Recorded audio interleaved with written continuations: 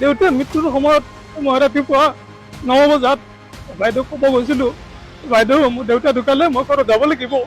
কিন্তু বাইদেউ মোক কৈছে তুমি কেনেকৈ যাবা, তুমি ডিউটি কৰিব লাগিব।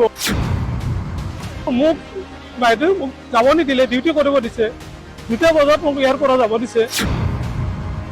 তুমি 13 দিন কেনেকৈ ছুটি পাবা?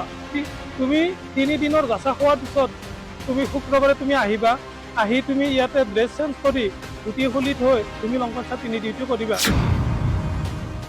মানৱ সেৱাত ব্ৰতী এজন চিকিৎসকৰ কথা শুনিলে আপুনিও হ'ব হতভম্ব।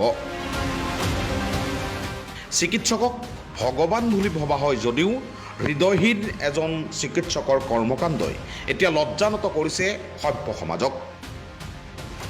এই মানুহজনলৈ মন কৰক, গাত শুভ্ৰ সাজ পৰিধান কৰা লোকজনৰ পিতৃৰ বিয়োগ ঘটিছে, সেয়ে বগা সাজ পিন্ধিব লগা হৈছে লোকজনে।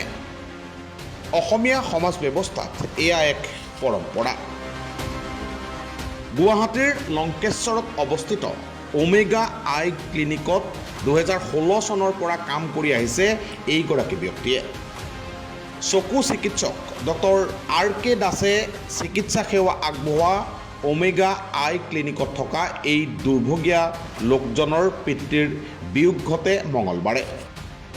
পুৱাই পিতৃৰ বিয়োগ হোৱাৰ কথা পৰিয়ালৰ লোকে জনোৱাত ক্লিনিক কৰ্তৃপক্ষই তেওঁক ঘৰত থৈ অহাৰ পৰিৱৰ্তে ডিউটি থকাৰ বাবে যাব নোৱাৰিব বুলি 2 বজা পৰ্যন্ত কামত ব্যস্ত কৰি ৰাখে।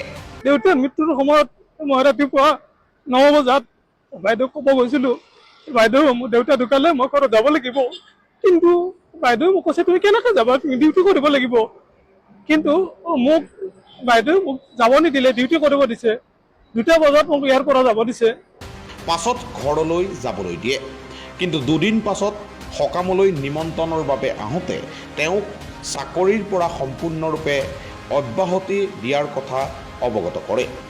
উপায়ন্তৰ হৈ তেওঁৰ সামগ্ৰীসমূহ লৈ দীৰ্ঘদিন কাম কৰা প্ৰতিষ্ঠানৰ পৰা মেলানি মাগে।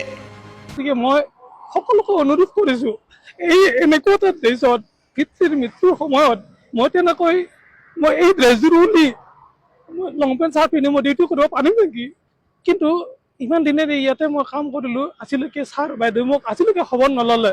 আজি মই নিমন্ত্ৰণ দিব আহিছিলোঁ দেউতাৰ কাজৰ কাৰণে। আহোঁতে মোক চিধাই এটা কথা কৈছে যে তোমাক আৰু আজি পৰা আমাক নালাগে, তুমি তোমাৰ যিখিনি কাপোৰ কানি কি আছে সেইখিনি তুমি ইয়াৰ পৰা লৈ যাবা। তাৰপিছত মই উপায় নোহোৱা হৈ গ'লোঁ। হয়, এইখিনি মই এওঁলোকৰ আগত ক'ব লগা বাধ্য হ'লোঁ। এইখিনি মই নক'লোহেঁতেন, কিন্তু আপোনালোকে বিচাৰ কৰি চাওক, দেউতাৰ মৃত্যুৰ সময়তো এনেকৈ কোনো অনুষ্ঠানে ছুটি নিদিয়ে নেকি বাৰু? ছুটি নাপায় নেকি? এই নেকি আমাৰ অসমীয়া সমাজৰ ৰীতি নীতি নিয়ম? ক'ত হেৰাল মানৱতা, ক'ত হেৰাল চিকিৎসকৰ মানৱীয় প্ৰমূল্য? চকু চিকিৎসক ডক্টৰ RK দাসক চিকিৎসকৰ শাৰীত ৰাখিব পাৰিনে? নিজৰ প্ৰতিষ্ঠানৰ এগৰাকী কৰ্মচাৰীৰ দুখত সহমৰ্মিতা প্ৰকাশ কৰিব নোৱাৰা চিকিৎসকজনে মানৱীয় প্ৰমূল্য হেৰুৱাই পেলোৱা নাইনে? এই দুৰ্ভগীয়া ব্যক্তিজনৰ এই ভিডিঅ'ই এতিয়া ছ'চিয়েল মিডিয়াত ব্যাপক চৰ্চা লাভ কৰিছে।